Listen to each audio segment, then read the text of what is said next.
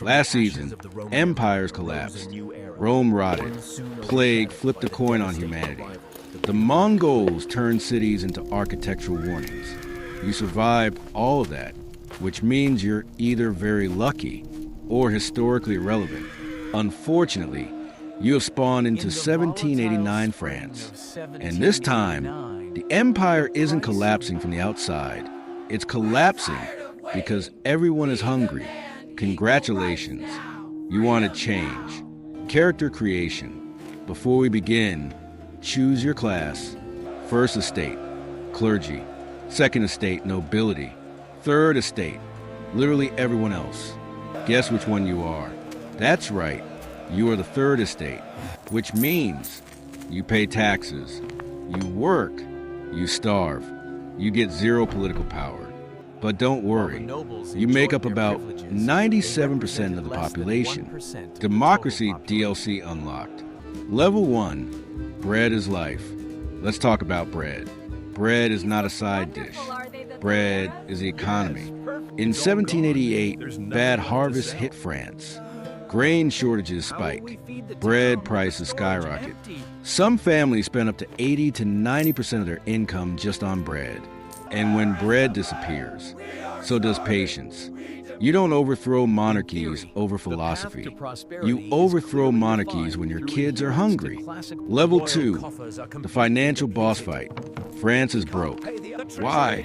Funding the American Revolution. Expensive wars, royal spending habits, a tax system designed by clowns. The rich barely pay taxes. The poor pay everything. King Louis XVI tries to fix it, but every reform gets blocked by nobles, because nothing says national stability like aristocratic ego.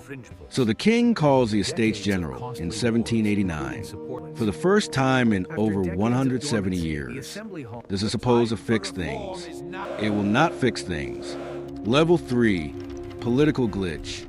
The third estate realizes something. They outnumber everyone. But voting is done by estate, not by head, which means clergy, 1 vote, nobles, 1 vote, everyone else, 1 vote. Democracy, but make it decorative. So the third estate says, no, they declare themselves a National Assembly. They swear the tennis court oath. They will not disband until France has a constitution. This is the moment the old system cracks. You can feel it. The monarchy feels it too. And when monarchies feel threatened, they do something stupid. Level 4, storming the Bastille. July 14th, 1789. Paris is tense. Rumors spread that royal troops are coming. The people need weapons. They march to the Bastille. Technically, it's a prison.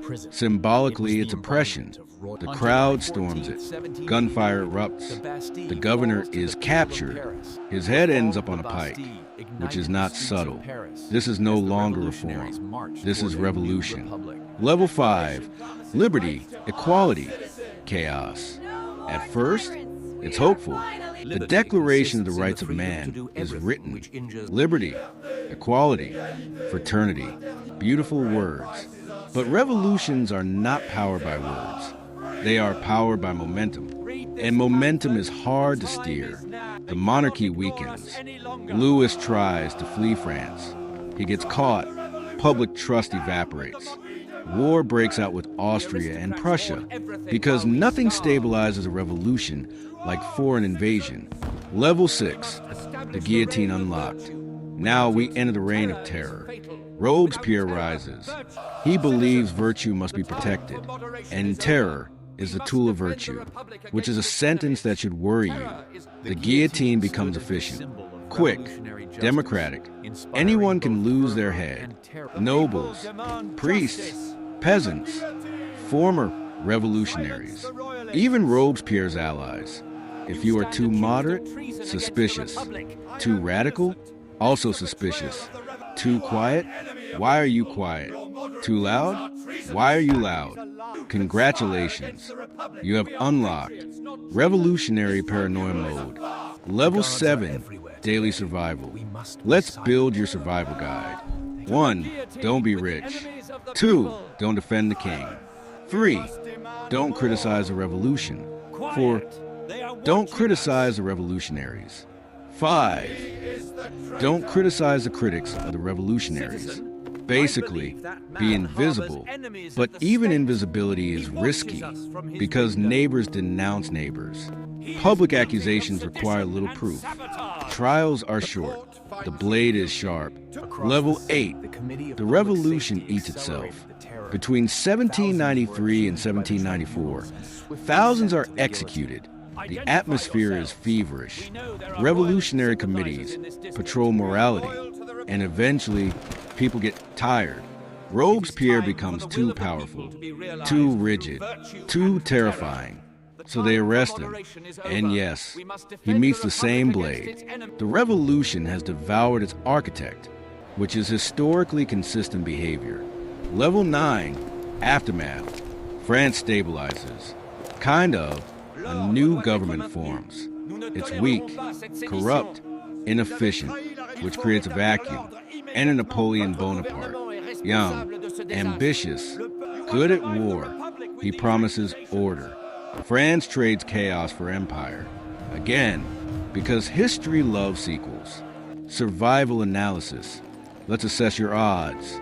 If you are poor and quiet, decent chance. If you are politically vocal, low chance. If you are aristocracy, very low chance. If you are famous, goodbye. But here's the deeper truth. Revolutions are unpredictable. They begin with hope. They accelerate with anger. They survive on fear. And they often end in something that looks suspiciously like what they replaced. Survival stats. Bread stability, 2 out of 10. Political stability, 1 out of 10. Head security, 3 out of 10. Ideological intensity, 11 out of 10. Paranoia, maximum. Would you respawn here? Only if you like high-risk democracy. French Revolution, 4 out of 10 stars.